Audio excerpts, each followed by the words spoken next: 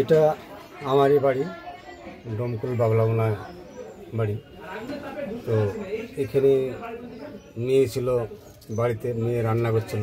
যেহেতু আমি দোকানে ছিলাম, ফটোটিক আমি জানি না যে আগুনটা কীভাবে লাগলো। যার উপরে রান্না বান্না করছিল, আগুনটা কীভাবে লেগে যায়, যে ঘরটা পুড়ে যায়। ঘরে কিছু খাবার দাবার জিনিসপত্র ছিল, সব পুড়ে তছনছ হয়ে গেছে। এবং জলের টাঙ্কি ফাঙ্কি ছিল, সেই সবগুলো সব পুরো পুড়ে ছাই হয়ে গেছে। যে ঘরটা পড়েছে ওটা কিসের ঘর? ওটা মানুষেরই ঘর, এবং ওখানে খাদ্য খাবার রান্না বান্না করার ঘর ছিল, খাদ্য খাবার রাখা থাকতো। সব পুড়ে গেছে নাকি? সব পুড়ে ছাই হয়ে গেছে, কিছু নাই। অন্তত গরিব মানুষ আমি। আপনি কি করেন? এই হাসপাতাল মার্কেটটা ছোটোখাটো একটা চায়ের দোকান আছে, চালাই। মুনিশ টুনিশ সময় খাটাখাটি করি। চাইছি অত্যন্ত গরিব মানুষ যদি কিছু সহযোগিতা পাওয়া যায়, তাতে যদি কিছু আমার হেল্প হয়।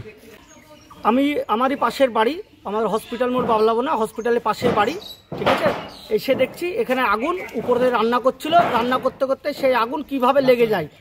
লেগে যাওয়ার পরে আপনার সব তছনছ। এসে আগুন সবাই মিলে, পাড়া প্রতিবেশী যতজন ছিল সবাই মিলে আগুন নেভানোর চেষ্টা করি, এবং সেই আগুন পরে দমকল এসে সে দমকল আগুন নেভায়, ঠিক আছে।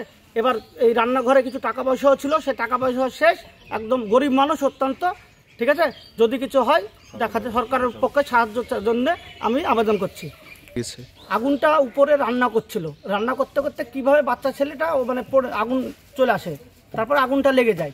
লেগে যাওয়ার পর দমকলকে সুপার ফোন করেছিল, সুপার ফোন করার পর আপনার দমকল সঙ্গে সঙ্গে চলে আসে। তার আগে আমরা সব নিভিয়ে দিয়েছি, তার পাশেই সুপারের বাসা। আচ্ছা, অনেক কিছু ক্ষতি হয়েছে, অনেক ক্ষতি হয়েছে। সে ক্ষতির কিছু সাহায্যের জন্য বলছি।